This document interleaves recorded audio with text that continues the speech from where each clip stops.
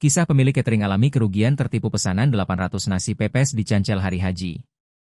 Kini nasi pesanan tersebut terpantau lewat TikTok miliknya sudah diganti oleh seseorang.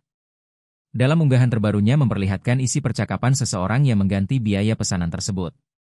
"Ya sudah kakak, semuanya saya beli ya, kakak bagi-bagi aja ke panti jompo, SLB, difabel, orang yang membutuhkan. Saya minta bantu dokumentasi. Saya ngerti 300 itu susah bagikan dalam 1 hari. Kakak bisa proses 3 hari. Saya DP dulu 50% ya," tulis akun tersebut.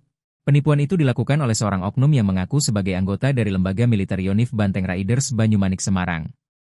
Dalam unggahan tersebut menunjukkan percakapan pelaku penipuan terhadap korban melalui WhatsApp. Awalnya pelaku memperkenalkan diri dan mengaku sebagai anggota Yonif Raider 400 Banteng Banyumanik Semarang.